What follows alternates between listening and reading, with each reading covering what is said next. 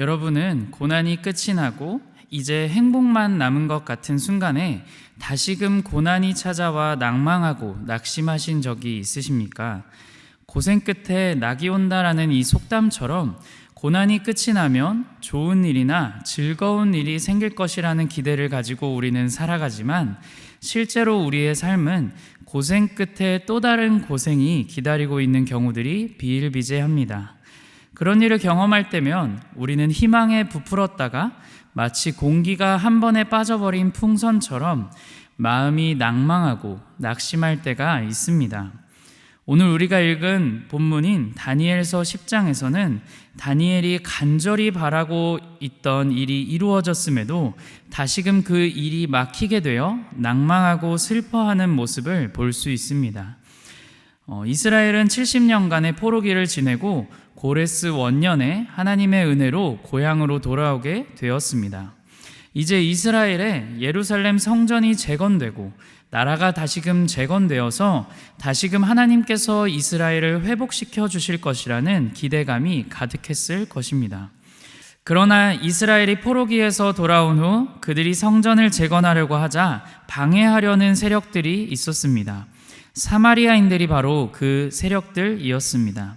그들은 성전 재건을 방해하고 이스라엘이 바사를 배신하려고 한다는 그런 거짓된 보고를 했습니다.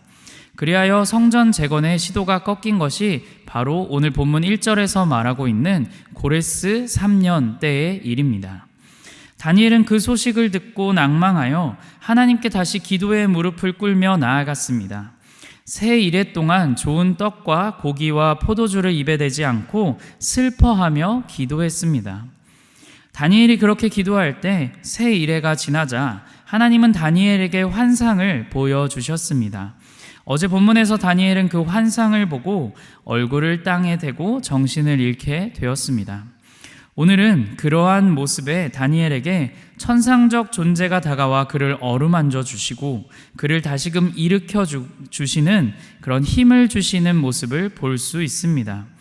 이 천상적 존재가 누구냐에 많은 의견들이 분분하기는 하지만 어제 본문에서 묘사된 모습이 계시록 1장의 모습과 닮았고 그리고 16절에 인자와 같은 이라고 표현된 것으로 보아 우리는 예수님으로 보는 것이 옳다고 보여집니다. 아직 이 땅에 예수님이 성육신 하시기 전 예수님이 다니엘에게 다가와 정신을 잃은 다니엘을 어루만져 주시고 그를 다시금 일으켜 주시고 그의 입술을 만지어 그가 다시금 입을 열어 말할 수 있는 힘을 주시고 계셨습니다. 그러나 다니엘은 말할 수 있게 되자 여전히 자신은 이 환상으로 말미암아 근심이 더하여졌고 그리고 힘이 없어졌다라고 말하고 있습니다. 그리고 또한 호흡조차 자신에게 남지 않은 것 같다라고 말하고 있습니다.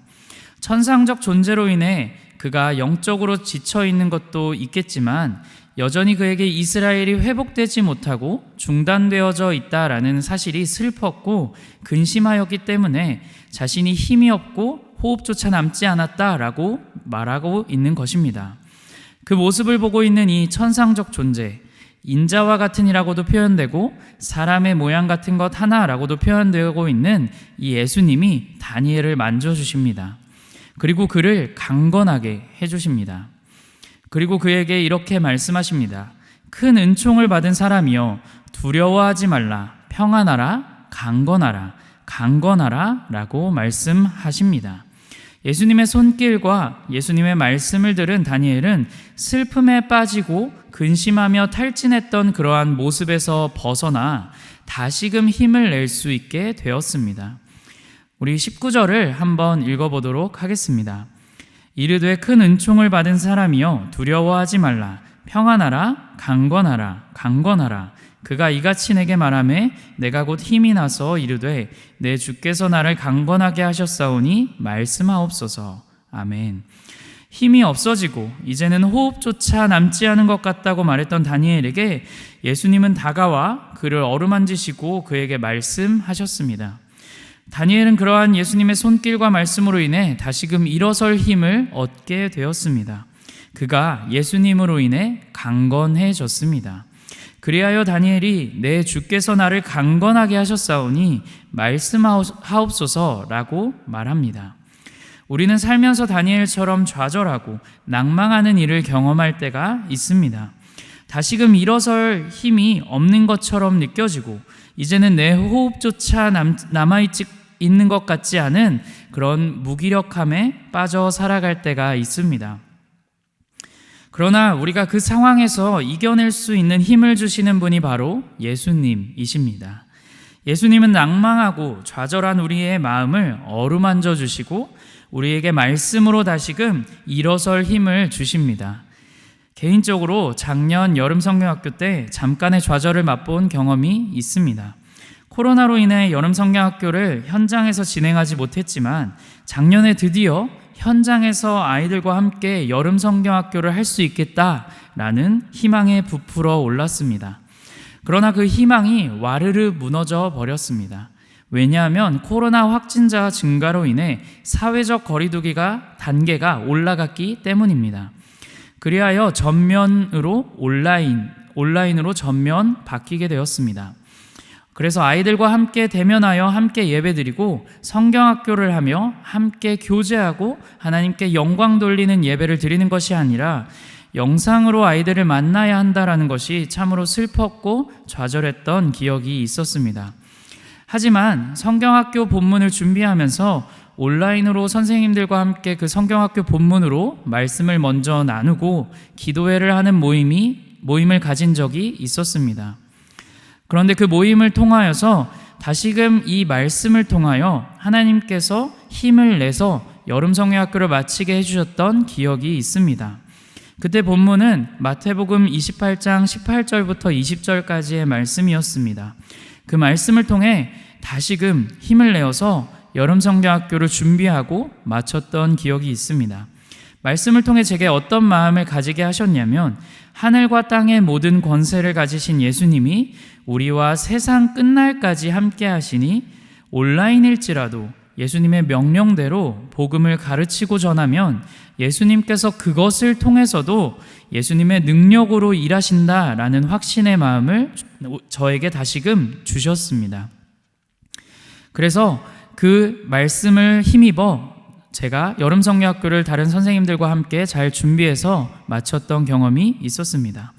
우리는 그리스도인으로서 살아가면서 각기 다양한 고통과 고난 속에 살아가는 성도들이라고 할 수 있습니다. 때로는 좌절하고 때로는 낭망하며 살아갈 때가 우리에게 있습니다.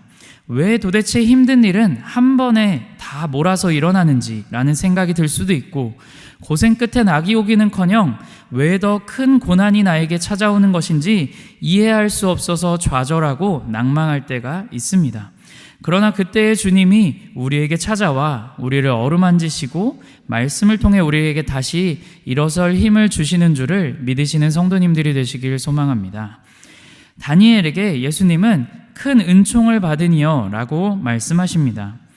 은총은 하나님의 특별한 사랑을 이야기합니다. 그것은 바로 구원의 은혜입니다.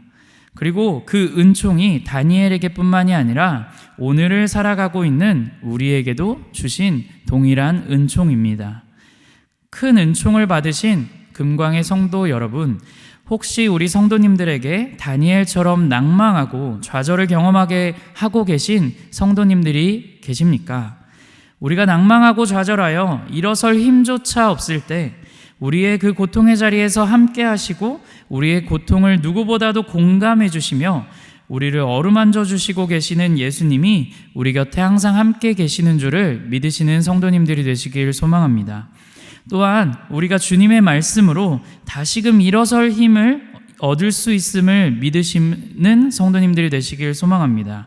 보이는 상황에 무너지고 보이지 않는 영적 전투로 인해 좌절하고 낭망하는 경험을 할 때에 우리는 예수님의 말씀으로 인하여서 우리가 다시금 강건하여져서 다시금 일어서서 믿음으로 나아갈 수 있다라는 것을 믿으시는 성도님들이 되시길 소망합니다. 그럼 우리 말씀을 생각하며 함께 기도의 자리로 나아가도록 하겠습니다.